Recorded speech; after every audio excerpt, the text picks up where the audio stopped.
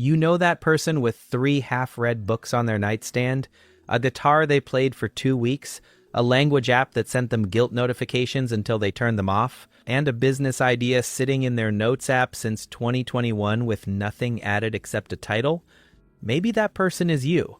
Maybe you've started more things than you can count. Fitness routines that lasted 11 days. Journals with 4 entries from the same week in March, 2 years ago. Courses you bought during a moment of inspiration and never opened. Hobbies that felt urgent and then quietly disappeared. And every single abandoned thing left behind this residue. A low hum of guilt. A creeping suspicion that something is fundamentally wrong with you. Society has a word for people like this. Lazy, scattered, unfocused. Unreliable, someone who talks a big game but never delivers. And if you've been hearing some version of that your whole life, you've probably started to believe it. But neuroscience has a completely different explanation.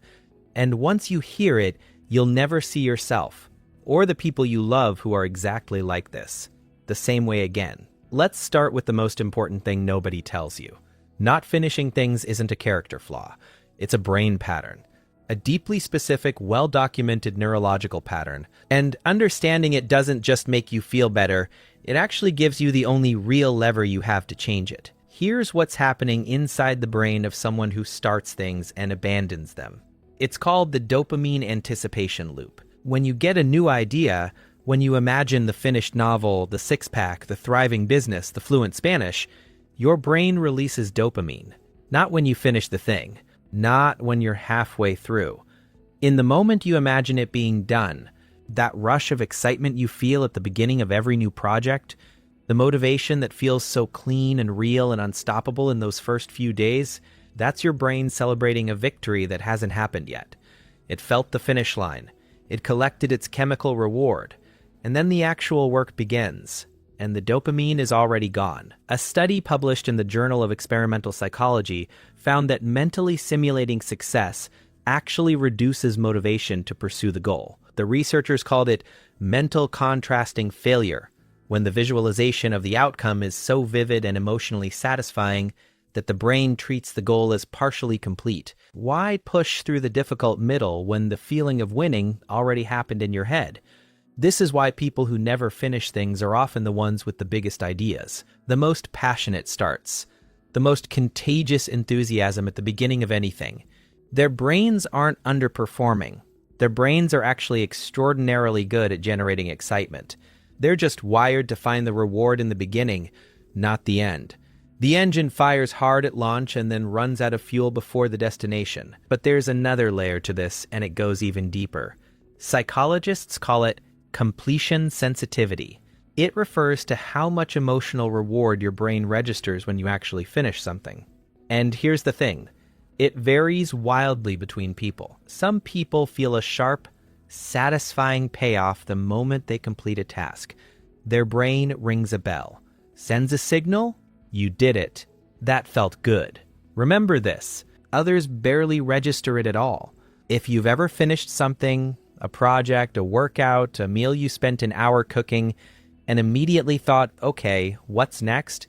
Without feeling anything, you know exactly what this means. When finishing doesn't feel rewarding, your brain stops encoding completion as a goal worth chasing. It's not that you don't want to finish. Your brain just doesn't experience the endpoint as a destination. It experiences it as a void. And here's where childhood enters the picture. This is the part most psychology content skips because it's uncomfortable. Many chronic non-finishers grew up in environments where their efforts were evaluated before they were complete. A parent who corrected your drawing while you were still drawing it. A teacher who graded your thinking before you'd finished thinking. A household where what you produced mattered more than the fact that you were trying at all. When that happens consistently during the years your brain is still deciding how the world works, it makes an association that lives well below conscious thought. The middle of a project is where judgment lives. The middle is where criticism arrives. The middle is where you find out if what you're making is good enough. And if it isn't, the damage is already done. So the brain quietly develops an exit strategy. It keeps generating new starts, where the feeling is still clean and full of possibility, and no one has weighed in yet. Staying in the beginning means staying safe. Finishing means finding out. Psychologists call this approach avoidance conflict. You're simultaneously pulled toward the goal and pushed away from the evaluation that completing it requires. And the closer you get to finishing something, the more intense the avoidance becomes. This is why so many people make it to 80% complete and then suddenly lose all momentum. The last 20% isn't harder because of difficulty. It's harder because finishing requires standing behind the thing you made and waiting for the world to respond. For brains that learned early, that response usually means criticism. Stopping just before the end is protection, not laziness. There's also something called interest-based nervous systems, and this concept has changed how a significant portion of the psychiatric community thinks about motivation entirely. Dr. William Dodson, working extensively within ADHD research, found that a large portion of the population, well beyond those with a clinical diagnosis, is wired to be motivated almost entirely by novelty, interest, challenge, and passion rather than by importance, deadlines, or consequences. These aren't people who lack discipline. These are people whose neurological fuel source is fundamentally different from the one our school systems and workplaces were designed around. For these people, the moment a project stops being new, the brain genuinely cannot generate the energy to continue. It's not a decision, it's not weakness. The same way you can't force yourself to be hungry when you're not hungry, these people cannot manufacture sustained engagement with something their nervous system has stopped finding stimulating. The neurological fuel runs out, and no amount of motivational content, productivity systems, or willpower drilling is going to change the underlying wiring. Here's what makes this especially complicated. That same nervous system that abandons things when they go stale can enter a state of complete hyperfocus when something genuinely captures it. Hours disappear. Meals get skipped. Sleep gets pushed. The same person who couldn't finish a single chapter of a required reading can consume an entire 600-page novel in a weekend because it grabbed them. The capacity for deep, sustained engagement is absolutely there. The trigger is just entirely different from what most people assume motivation is supposed to look like. Now, here's something that sounds like a contradiction, but isn't. There's a psychological phenomenon called the Zeigarnik effect, named after Soviet psychologist Bluma Zeigarnik, who discovered in the 1920s that the human brain actually remembers unfinished tasks better than completed ones. Your mind keeps unresolved loops open, running in the background, taking up cognitive bandwidth. This is why you can remember in vivid detail every project you abandoned, every goal you set and dropped, every version of yourself that started something and disappeared. Your brain never closed those files. It's still holding them, quietly, underneath everything else you're trying to do. Multiply that by years of accumulated unfinished things, and you start to understand why chronic non-finishers often report a persistent undercurrent of mental exhaustion that has no clear source. The source is the open loops. Dozens of them, maybe hundreds. And let's be honest about what society does with all of this. It calls these people flaky, unreliable, directionless. It sells them planners and accountability apps and 7 5-day challenges and 5-step morning routines. And when those don't work, when the planner goes unused after the first week, and the app becomes another notification they swipe away, and the challenge ends on day 9, it becomes more evidence in the case being built against them. The story about themselves gets heavier. But here's something worth sitting with.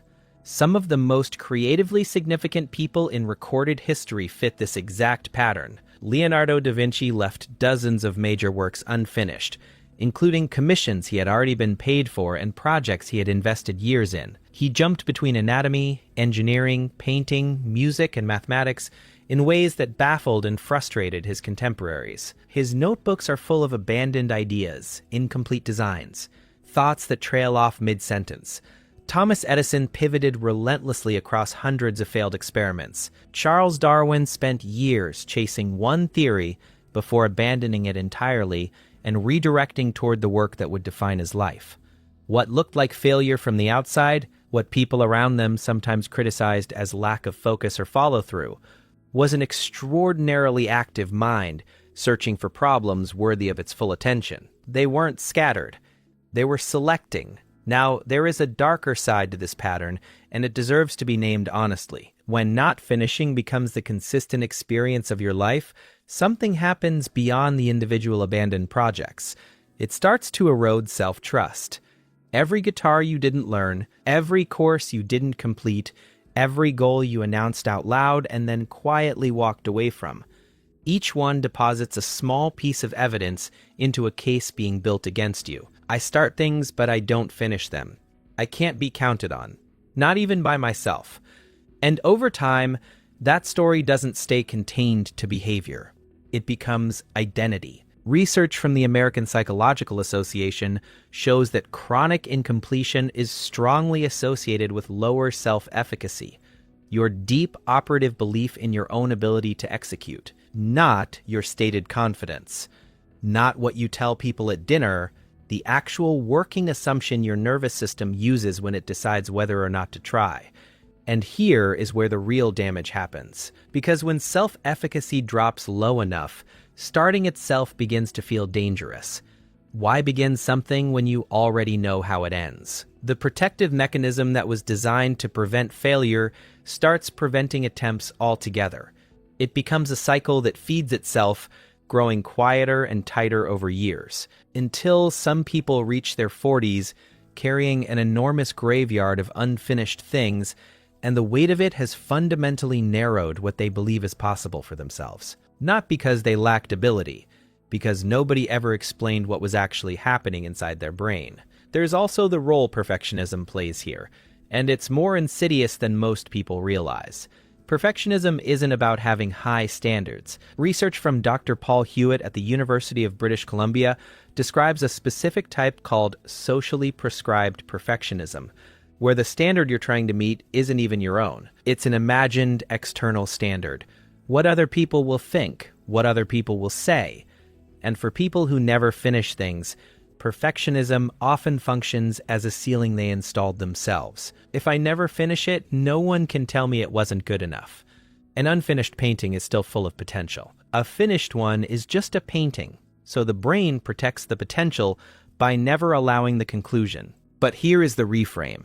And this isn't the kind of reframe designed just to make you feel better. This one is mechanically accurate. People who never finish things are not lazy. Their brains are working overtime, generating ideas at a rate most people can't match, chasing stimulation because their nervous system requires it, holding dozens of open mental loops that drain energy around the clock, protecting themselves from judgment through strategic avoidance, and carrying the accumulated weight of a self-story that was written without the right information. That is genuinely exhausting. And doing all of it while the world tells you that you simply need more discipline is a particular kind of invisible suffering. The question isn't how to force yourself to finish everything. That's not realistic, and it's not even the right goal. Not every idea you've ever had deserves completion. Not every project you started in a different season of your life still belongs to this one. Some things are worth abandoning. The question is learning which things are genuinely worth finishing, the ones aligned with your actual values rather than your momentary excitement, and building the specific kind of self-trust that carries you through the middle, which is where the dopamine is gone, the judgment hasn't arrived yet, and finishing is simply hard. That middle section is where identity is actually built. Not in the exciting start, not in the triumphant finish, in the unremarkable Tuesday afternoon when you go back to the thing even though you don't feel like it. That moment, repeated enough times, is what changes the story you carry about yourself. And here's what's true about people wired this way. When they finally find the right project, the one that genuinely matches their level of care, that stays interesting long enough, that matters to them in a way that survives the middle, they don't just finish it. They exceed it. They build obsessively. They think about it in the shower, wake up with solutions, lose track of time entirely inside it. The same brain that abandoned everything else becomes completely, almost frighteningly unstoppable. Because the fuel was never missing. The ignition just needed the right key, You are not someone who never finishes things. You are someone who has been starting the wrong things with the wrong information about why it keeps going this way. That's not a character flaw. That's a starting point. If this hits something real in you, subscribe, because this channel exists for exactly this kind of psychology that most people never hear about themselves. And if you want to understand the deeper mechanics of how your brain processes information differently from the people around you, the next video is going to answer questions you didn't even know you had. Click it. You'll understand why.